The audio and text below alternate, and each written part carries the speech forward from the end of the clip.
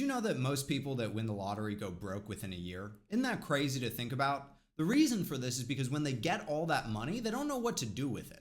And this is super common even for people that don't win the lottery. This is common for people that just, get a good paying job and they don't know what to do with all that money. And there's so much noise out there that it's really hard to tell what you should do.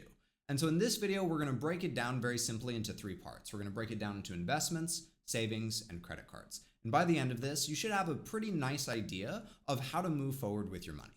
My name is Sean, I'm a mental health coach, and I help clients get results like these. Coaching helped me get a killer resume and land interviews, and now I'm working a job I'm really happy with. So this is part 3 of the Coins to Comfort series, where I walk you through how I help clients improve their relationship with their money. If you have not yet watched part 2, this is a stepwise process, so I'd highly recommend watching part 2. It should pop up right here, or it'll be linked down in the description, depending on where you're watching this. So let's start out with investments. A good rule of thumb is to invest about 10% of every paycheck.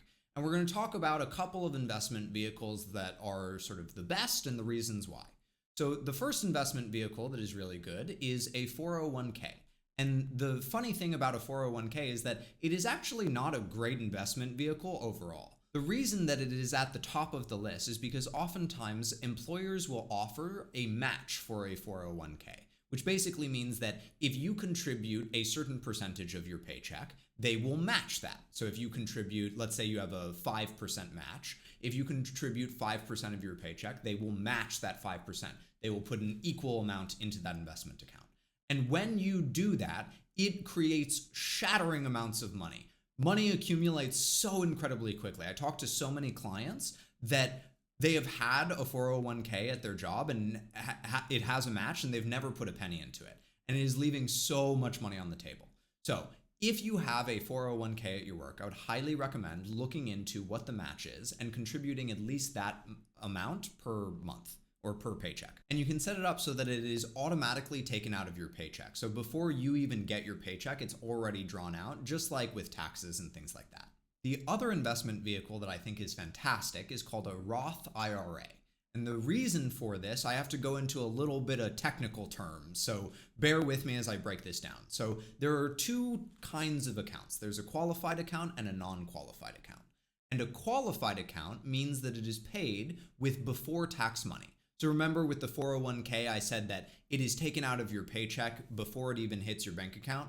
So that is qualified money, right? You have not yet paid taxes on that money. So when you withdraw out of your 401k, you'll have to pay taxes on the money that you take out because you haven't paid taxes on it yet. But with a non-qualified account, it is after tax money. So it means money that is already in your bank account, you've already paid taxes on it. Now, the really interesting thing about a Roth IRA is that it is considered a qualified account, but you pay it with money that has already been taxed.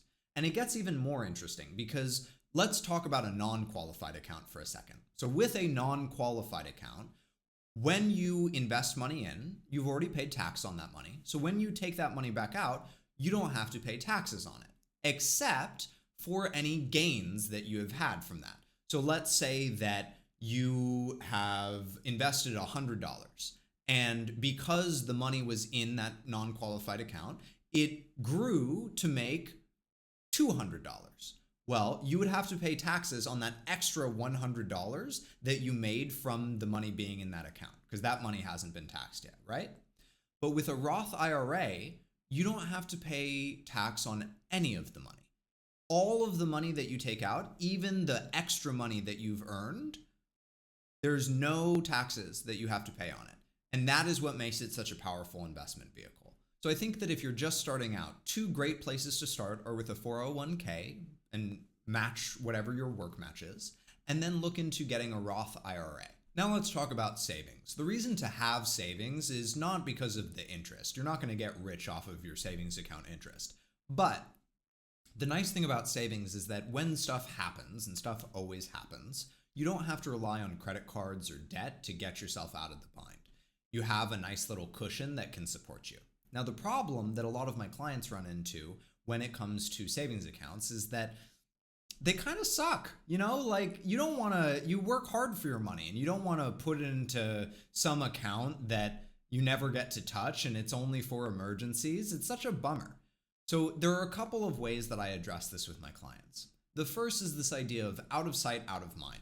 We've all had this experience where because we don't see something, because we're not exposed to something regularly, we just forget it even exists. And then we're, cleaning up around our house and we're like, oh yeah, this is so cool. And then we start to use it again.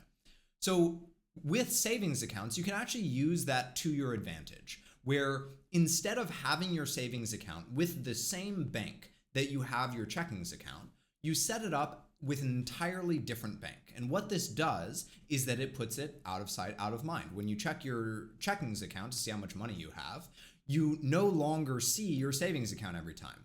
And so it's not like, well, yeah, I only have $50 left for the rest of the month, but there's a couple hundred in my savings account I could just take out of there. And then you run into trouble, right? So if you don't see that and it's with another bank, all of a sudden it's like, okay, I just see my checking account.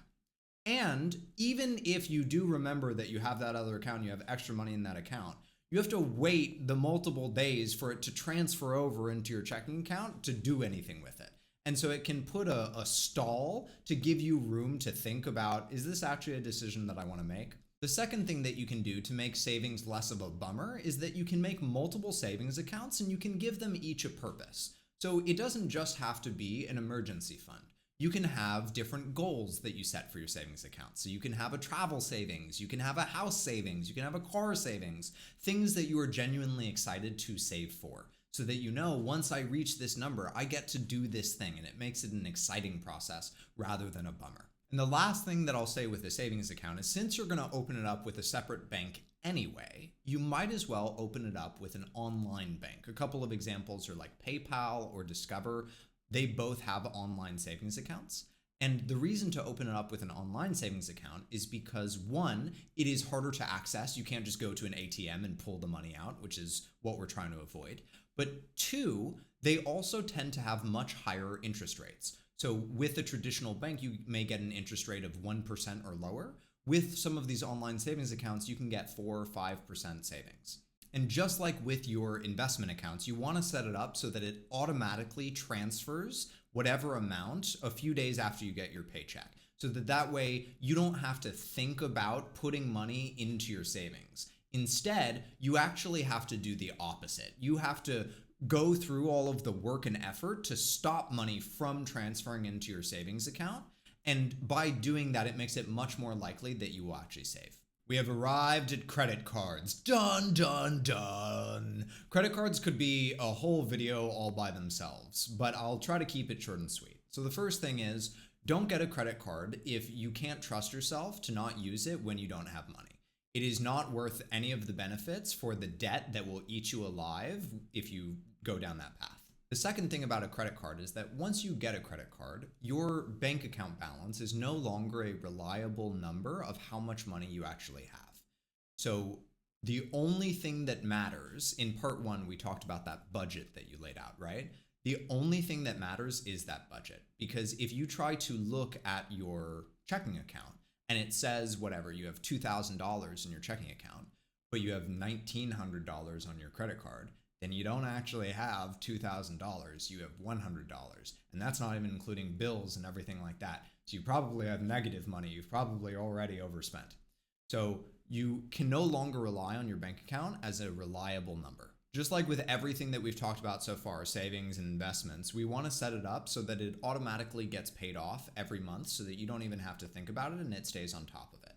You never have to pay interest. It sort of keeps the balance off of your credit card.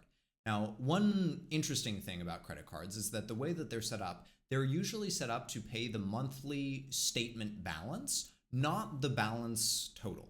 And those two numbers are usually pretty different. They're usually pretty far apart. And so it gives you a little bit of wiggle room and flexibility in your spending. Now, it doesn't mean that you should spend money that you don't have.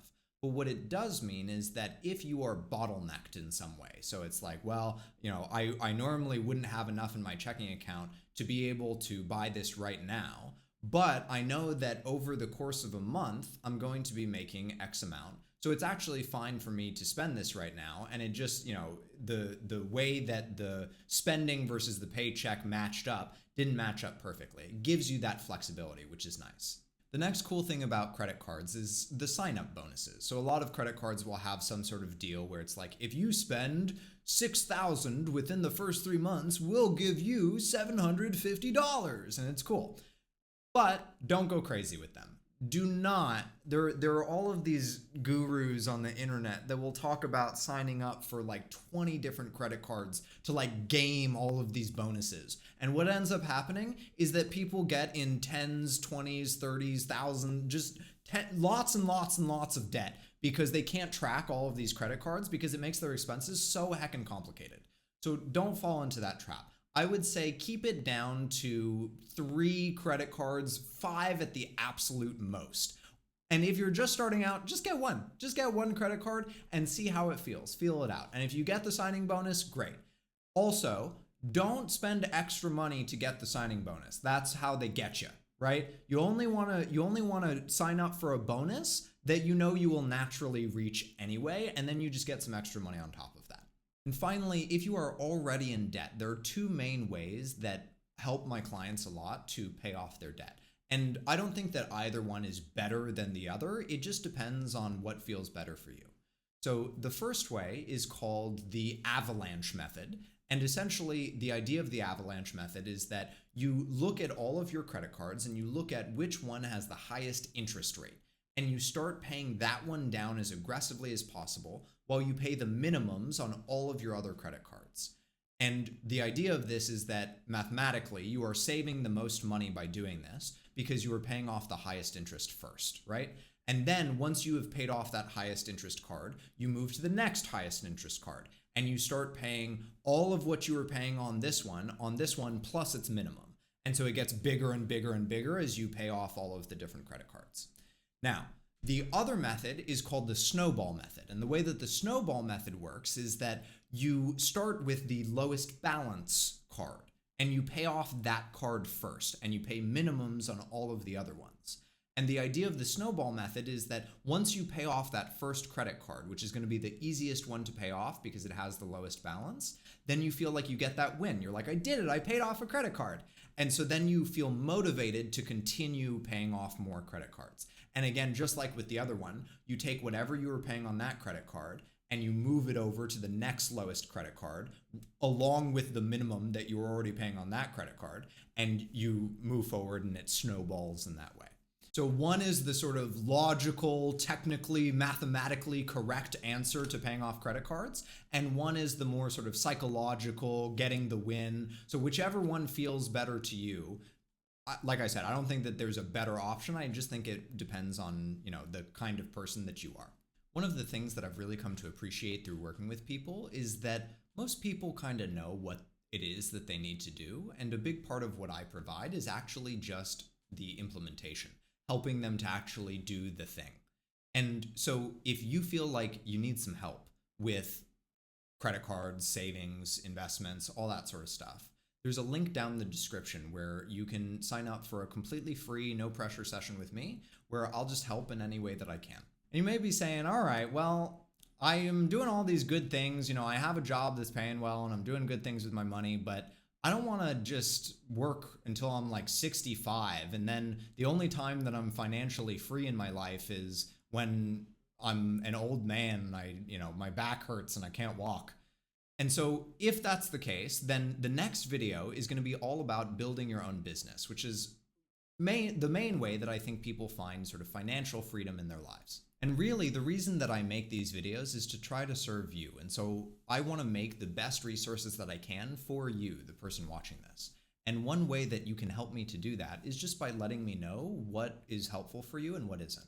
So there's a link down in the description to a little place that you can let me know how I can help you specifically. As you go through this process of finding more success in your life, a lot of the clients that I work with will start to get worried and hold themselves back because they are worried that instead of just being confident and happy and successful, that they will be perceived as arrogant. And so if you are worried about that, there's a video that'll either pop up here or it'll be down in the description that sort of breaks down the difference between confidence and arrogance. Check it out. Thanks for watching, and I'll see you later. Bye!